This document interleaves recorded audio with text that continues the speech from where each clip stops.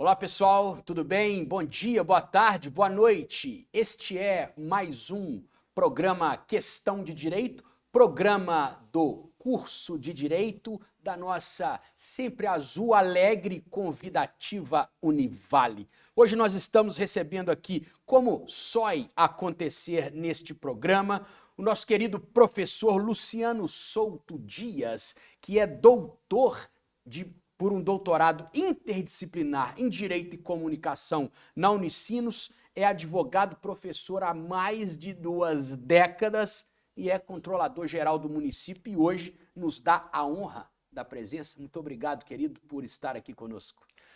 Professor Bernardo, olá pessoal, saudações a todos que estão acompanhando nesse momento.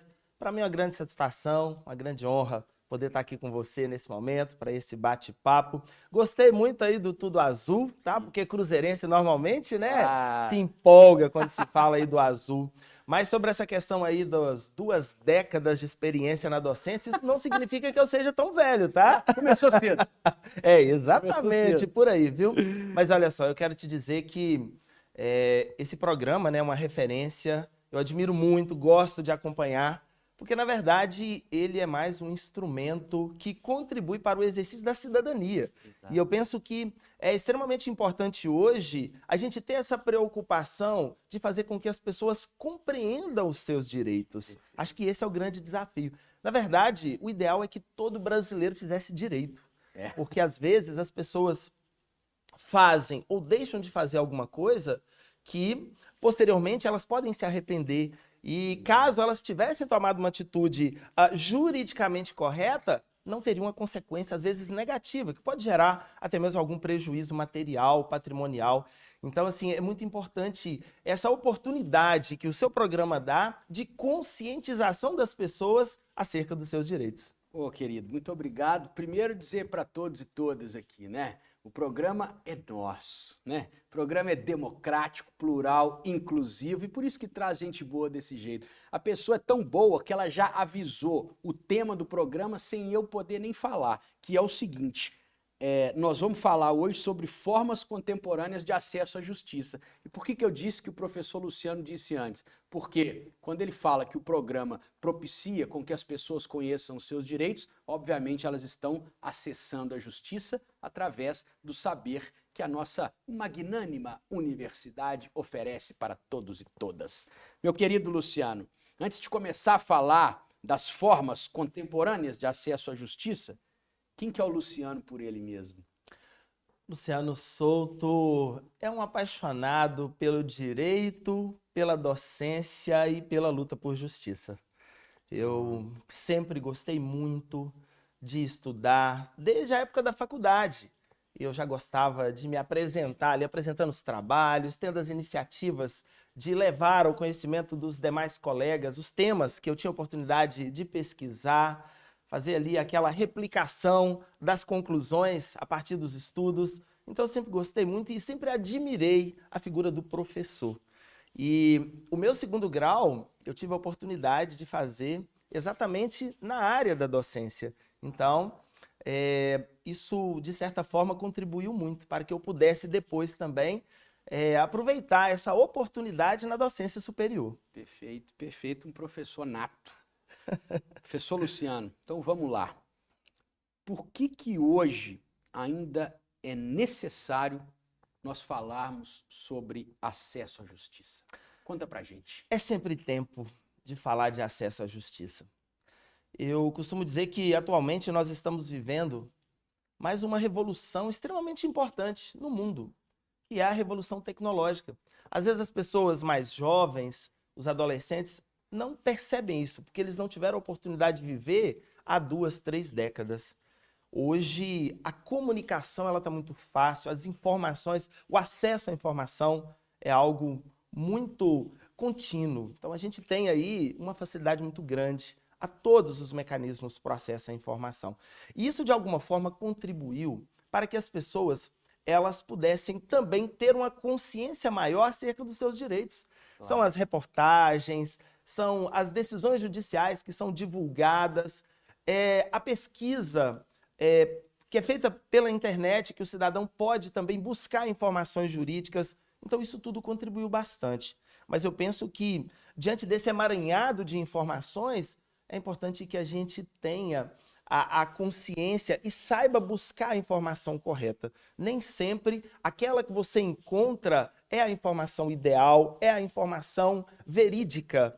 Então, o acesso à informação não necessariamente representa o acesso a um conteúdo ideal, que a gente precisa ter essa visão crítica. E quando se fala aí da necessidade de preocupar um pouco com essa questão do acesso à justiça, é principalmente pelo seguinte: as pessoas passaram a ser mais conscientes dos direitos, mas nem sempre elas sabem qual o melhor caminho para alcançar a justiça. E nós percebemos que a nossa sociedade é uma questão de tradição, é uma questão de cultura, mas ela é muito acostumada com o poder judiciário. As pessoas sempre pensam que somente um juiz é capaz de intervir numa situação pessoal ou uma situação conflituosa envolvendo qualquer relação jurídica, e o juiz é que tem o poder de decidir. Mas hoje é preciso a gente divulgar, a gente propagar que outros métodos, talvez até mais eficientes de acesso à justiça, vão viabilizar esse resultado efetivo e que vai garantir também a satisfação do cidadão. Então, esse é um fator que eu penso que hoje é muito importante. E uma questão também que eu gosto de destacar, a gente fala muito de acesso à justiça, né? Mas o que é verdadeiramente o acesso à justiça? Tem um autor, ele se chama Kazuo Watanabe, e os estudantes de direito certamente aí, né, já estudaram, é um processualista aí bem renomado, e ele costuma dizer o seguinte, né, que o acesso à justiça, ele não se limita ao acesso ao poder judiciário, mas o acesso a um resultado justo, efetivo e tempestivo. Ou seja, a uma justiça que seja capaz de garantir um resultado que vá satisfazer aquela pretensão subjetiva materializada, levada a juízo. Porque a Constituição Federal, ela garante a todo cidadão, diante de qualquer lesão ou ameaça a direito, ela tem o poder de provocar o judiciário, ela tem o direito de buscar essa reparação, esse estabelecimento ou restabelecimento da justiça. E aí surge a grande indagação: qual o melhor caminho para se chegar à justiça, para se acessar à justiça? Então, o Poder Judiciário, de fato, tradicionalmente é um deles e está à disposição de todos.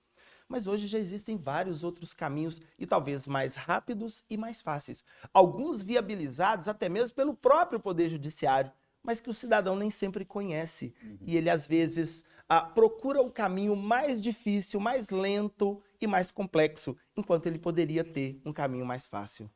Meu caro, é maravilhosa a explanação, porque eu concordo contigo, né? Eu acho que a questão do acesso à justiça, ela está muito ligada, né, com aquilo que autores, por exemplo, como o próprio professor Boaventura vai dizer lá no livro dele, Por uma Revolução Democrática da Justiça, que essa discussão sobre o acesso à justiça passa pelas ondas renovatórias de acesso à justiça, né? Então você tem um olhar mais equitativo para as pessoas de classe mais desfavorecida, um trabalho acerca das demandas coletivas e, evidente também, uma transformação do próprio instrumental do Poder Judiciário para dar conta disso. Contudo, gostaria de lhe ouvir nos dias de hoje, né? Você chegou a comentar, falou do Poder Judiciário, falou dessa prestação que está ligada com o acesso. Nos dias de hoje, quais seriam outras portas, outras entradas, outras possibilidades para que o cidadão, para que a cidadã possa acessar a justiça? Perfeito. Vamos comentar a respeito dessa questão que eu considero fundamental, né? E é o grande objeto aqui da nossa reflexão. Mas você citou aí a questão da justiça, ela alcançar principalmente aquelas pessoas que às vezes não têm uma condição, né, as menos favorecidas. E me fez lembrar que agora, professor João Batista Herkenhoff, ele é um grande humanista e ele costuma dizer, né, que a justiça ela precisa ter a consciência de que em cada processo, em cada demanda, nós não podemos ter uma visão mecanicista. Não é apenas um emaranhado de papéis, não é apenas uma rotina, não é apenas mais um processo, mas ali está a vida de alguém, o sonho de alguém. Então, o processo ele precisa ser visto sob essa ótica, né, de que por trás daquela parte formal existe uma pessoa, existem sonhos, direitos, liberdades, o direito à vida, é muita coisa. Às vezes a esperança da vida da pessoa, ela está ali naquele processo. E hoje a gente tem várias formas de acesso à justiça e eu quero destacar principalmente alguns projetos que o próprio Poder Judiciário tem desenvolvido. A gente tem o Sejusc, que é o Centro Judiciário de Solução de Conflitos e Cidadania, que ele atende todas as pessoas gratuitamente para aquelas pequenas demandas, né, que podem ser resolvidas até mesmo sem a necessidade, às vezes, de um advogado. Então, o Sejusc hoje é uma possibilidade de acesso à justiça. A gente tem os métodos autocompositivos, né, como a mediação e a conciliação, que é viabilizada por meio do Poder Judiciário, num processo judicial, mas também é viabilizado pelos métodos extrajudiciais. Então, o Judiciário tem também esse papel. E a gente tem o juizado especial cível, né, popularmente conhecido como juizado de pequenas causas, e que viabiliza o acesso à justiça. Aquelas causas até 20 salários mínimos, a pessoa pode demandar, inclusive sem a presença de um advogado. Então, existem essas formas de facilitação. E eu quero destacar aqui também o trabalho louvável e, assim, memorável que é realizado, sobretudo pelos núcleos de prática jurídica, né, das faculdades de Direito. Hoje eu tenho a oportunidade, e para mim, assim, é um trabalho encantador. Eu sou orientador hoje do EAJ, do Escritório de Assistência Judiciário da Univale, que fica lá no campus 1. E ali o atendimento ele é feito, sobretudo, àquelas pessoas que não têm condição de pagar um advogado. Então é feito um atendimento gratuito a essas pessoas, ela é atendida ali com toda a atenção, acompanhada pelos estagiários do curso de Direito, que vão ter oportunidade ali de vivenciar na prática tudo aquilo que ele aprende na teoria, e com isso prestar esse serviço social extraordinário, que é viabilizar o acesso à justiça àquelas pessoas que às vezes, pela falta de condição financeira, ou às vezes em razão dos valores que são pequenos, ela até poderia deixar de lutar por aquilo. E ali ela tem essa esperança restabelecida, ela é atendida com toda atenção, a causa é levada ao judiciário ou ao Sejusc mesmo. Tem situações ali, tem esse convênio, inclusive, da Univale com o Sejusc, né?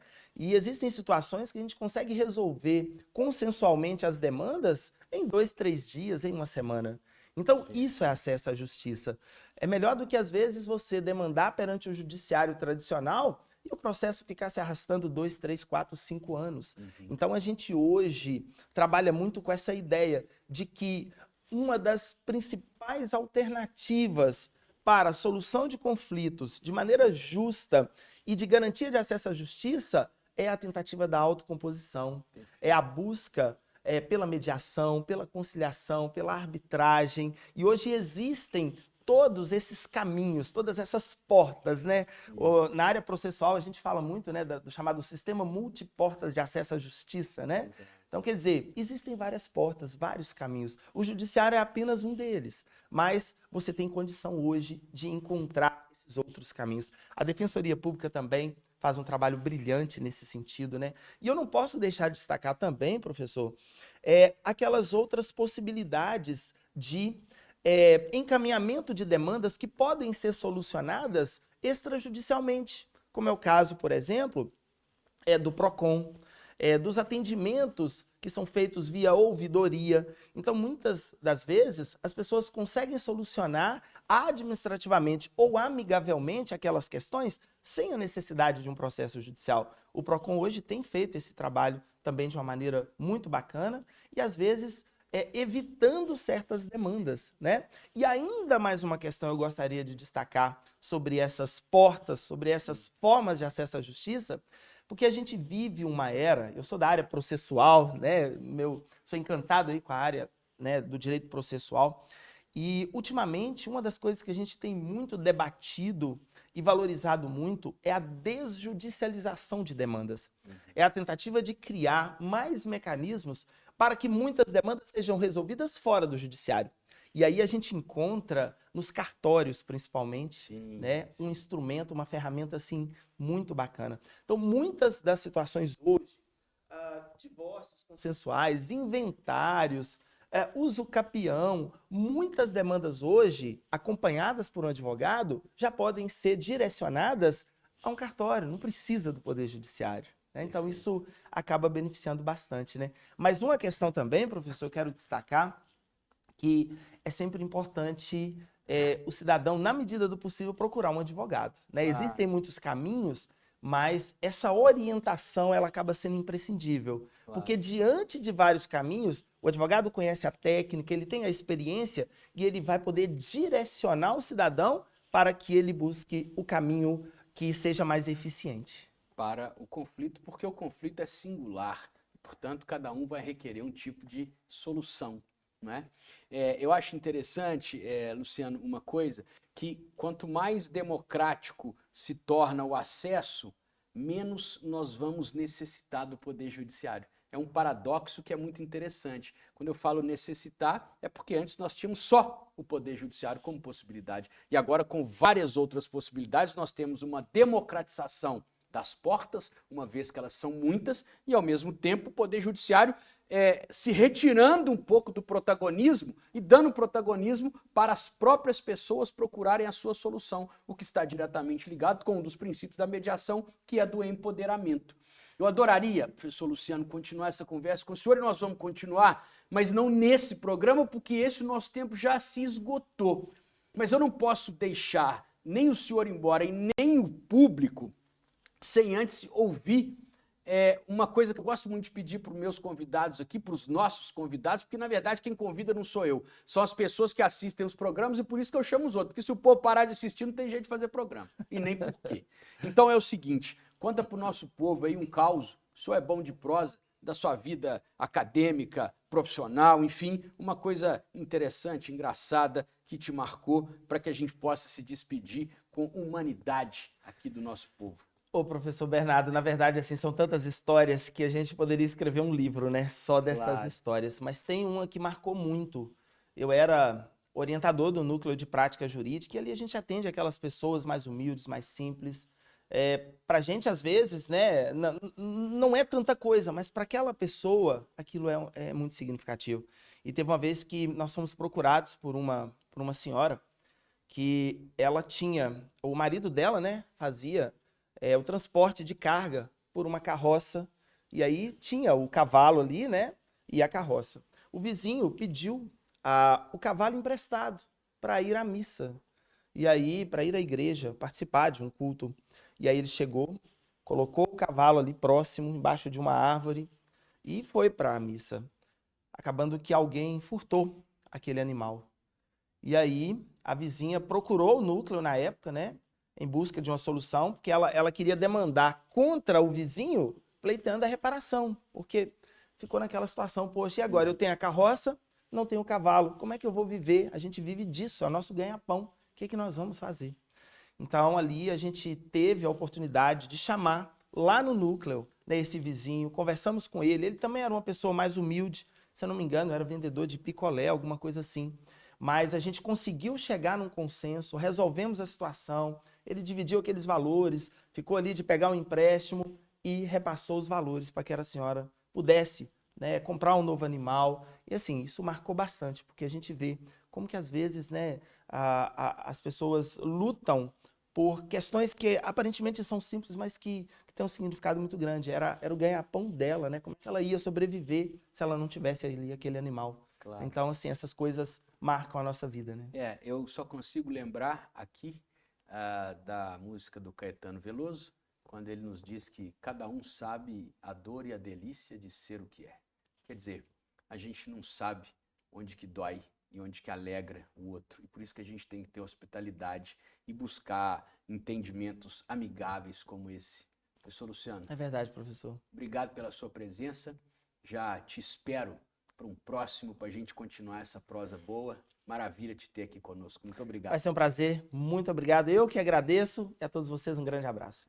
Pessoal, muito obrigado mais uma vez pelas presenças dos seus ouvidos, dos seus olhos e do seu coração aqui conosco e convido vocês a todos e todas a assistirem não só este, mas todos os outros programas que trazem boas prosas, conhecimento e democratização do saber e, portanto, da justiça. E é com este desejo que eu me despeço de vocês e lhes aguardo no próximo Questão de Direito. Muito obrigado, um abraço e até mais.